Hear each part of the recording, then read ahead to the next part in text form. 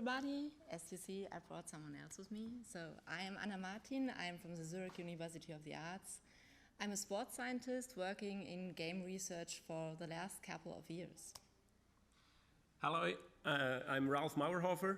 I'm working in game design and game development, and I work at Cobalt Games. And for the last years, I really enjoyed doing sports, all different kinds of sports. So there is our point. At the beginning, we like to show you what happens if a game-interested sports scientist meets a sport-interested game designer or game developer. We start the project with a little video where we can show our actual state of the project, and then we'll go into detail afterwards.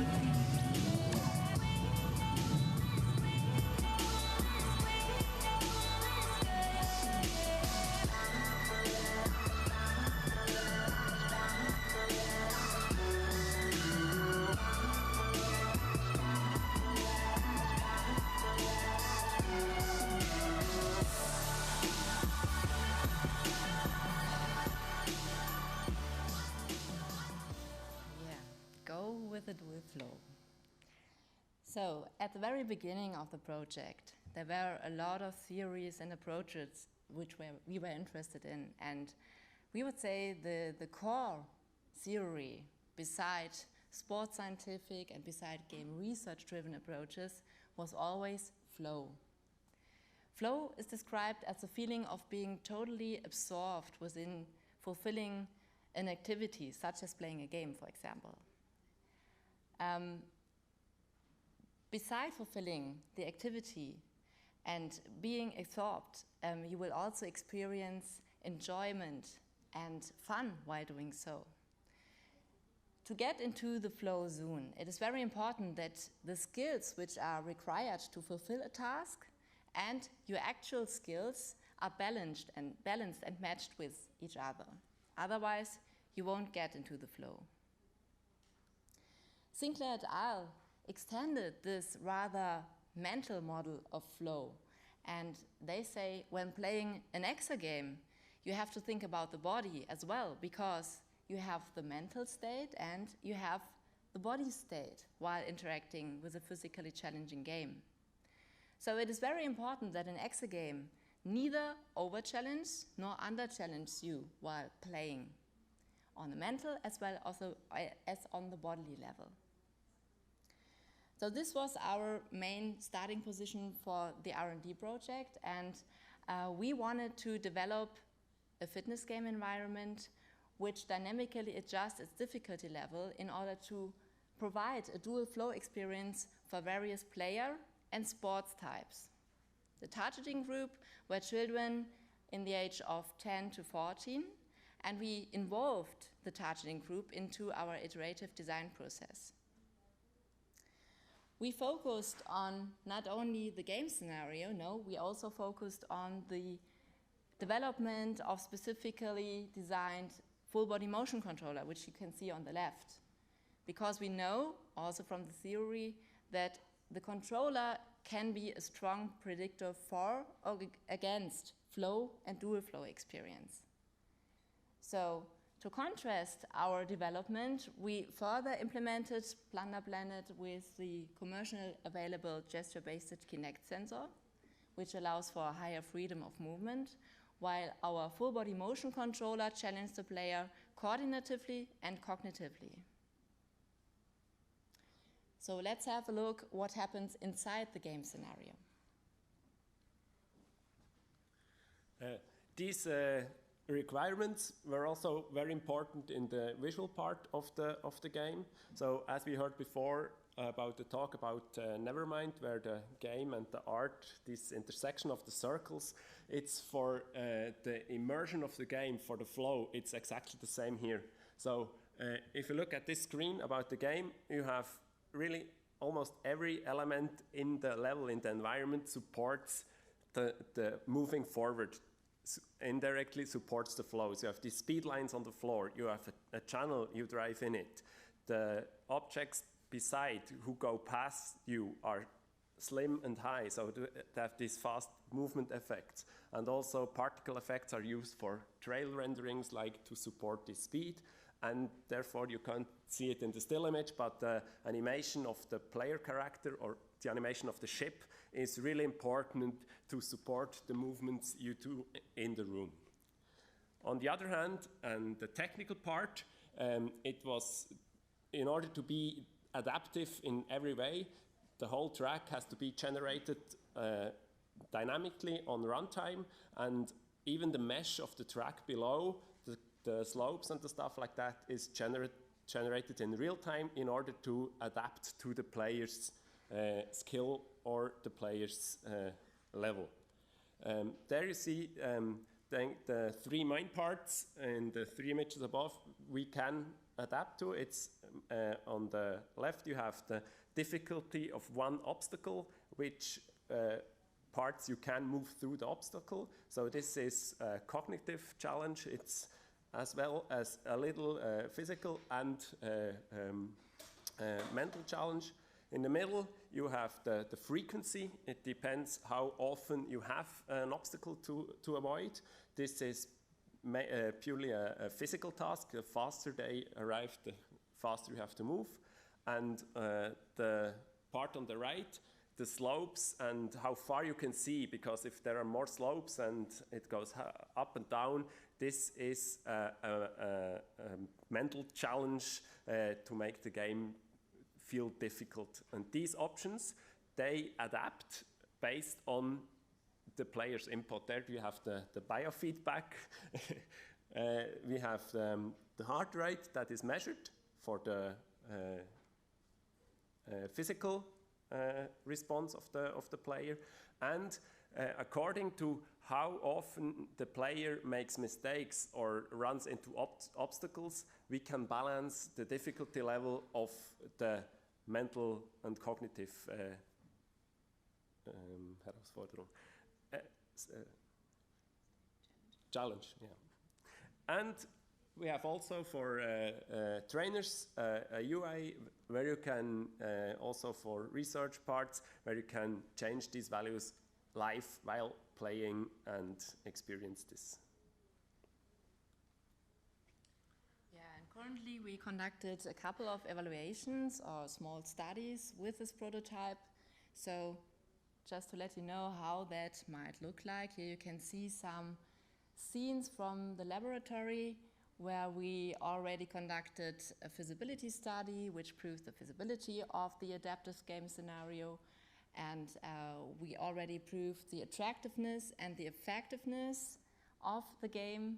We compared the different impacts of controller devices on the spatial and the game experience of our testing subjects, and yeah, hopefully we will continue with a lot of other interesting research topics soon, maybe to compare the training effects of a 12-week intervention with Plunder Planet to a traditional comparable gym exercise. That would be very interesting. And based on the findings, we currently further developed our controller, which you can see on the right side. So it's not of wood anymore. It's a bit more looking like a product right now and working like a product. So, and in future work, we want to further focus on exploring and experimenting with the controller and the body as adaptive approach for the gameplay. So, for example, we want to vary the positions of the buttons depending on the player's heart rate or in-game performance. And we want to vary with, for example, body movements, which you are allowed to use in order to navigate the virtual ship. And also on the in-game scenario, we want to further explore how to work and design adaptive game mechanics. And there comes also the visual part, where we like to research and experiment with atmosphere, different level type, also the user-computer interaction. You have an example of a little lead bot in front of the ship there to guarantee the player much faster feedback of his position than the ship that is moving, flow supportive. And we have also great ideas about multiplayer possibility and challenge and competitive settings. So we come to the end of our presentation, and as a take-home message, we'd like to share that the experience about working, coming from two really different fields, from the design and the natural sciences. Together we had really interesting moments where, oh, we have this theory, it's called like that, and oh, this theory is called like that, but it's essentially the same. How can we combine it? And we have really a lot of things in this project now that has its fundamentals in different areas of research, and I'd like to motivate you to do that, to look beyond your borders of your own topic and collaborate. Thank you.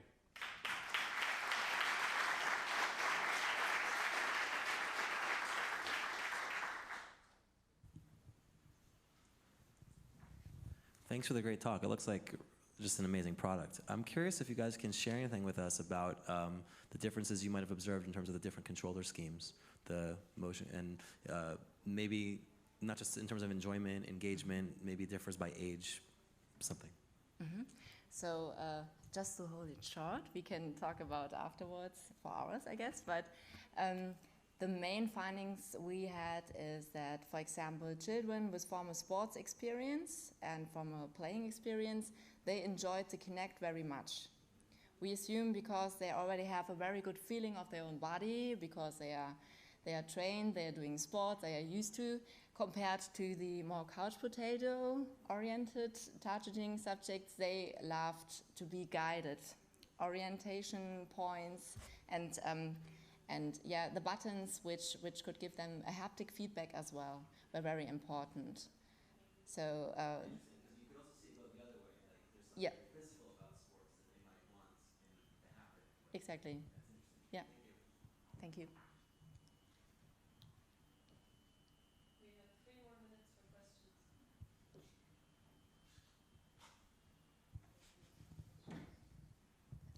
Thank you. Have you tried different size of screens? Because we saw small screens in the development room, and we saw that one of the boy with the hardware buttons has always to watch back to get to the buttons. How does it change the interaction when the screen is huge, or maybe like with a beamer or like here? Do you have any insight about it? It's really, as a player, it's a really different experience. For the buttons, the orientation, one little thing that is really important is how close you stand to the screen and how far the buttons are. So moving about 10 centimeters has a really huge impact about your experience as a player. And for the screen size, it's also it doesn't really matter if at some point of size, if it goes bigger, as long as you see the area you have to interact with. So this is I think there are really big differences about this. And maybe concerning the button situation, we also asked the children whether they felt disturbed by having to sometimes look back, especially in the beginning when they all still learned how to interact with the device. But none of them really recognized it directly. Maybe indirect, but none of them really said, yeah, that disturbed me, for example. So, but in future, we think about having buttons which are enlightened, so you have a better peripheral visual aspect as well. Yeah. And I could add to this point, for the game experience, there are also ideas of using the space in between to shape it like the ship in game or stuff like that, so that the space in between is not empty space, is not void, is part of the experience you're in it. So this would help this guidance as well. You're measuring heart rate through a polar heart rate measure. How did you make the choice? We know today that we can wear watches that gives you the heart rate. So you still keep on the heart rate of polar, or you're planning something else?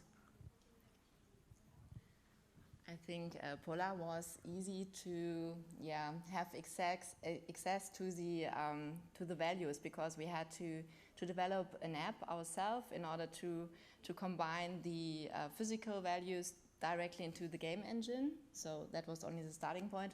But we know about other possibilities, for example, with heart rate variability, which might be very interesting. We decided against things like skin conductance and EEG, because we are in a movement-based setting and all these values won't be valid and reliable anymore when you move. So does this answer your question? Partial? What did I miss? The watches we use in sport they are okay. There is no problem wearing it, and it's really easy. And you don't have to take your clothes out and put your polar, and so that was the point. You mean it's too difficult to just start putting on sensor and stuff? More things to do before you start to play. Sorry, I didn't. It's more things to do. I mean, you have to take and put a polar on your skin. And that's so on. right. That's right. So.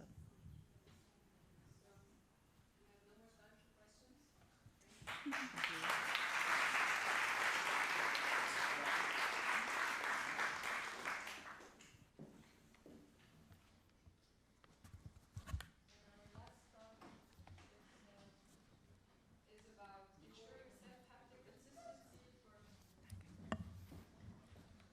Immersive amplified embodiment, and I call upon Sydney Beauvais from EPF.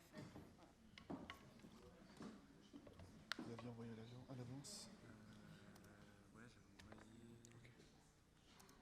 J'avais envoyé un lien pour le drive. Un lien? Hier midi, ouais. Sinon je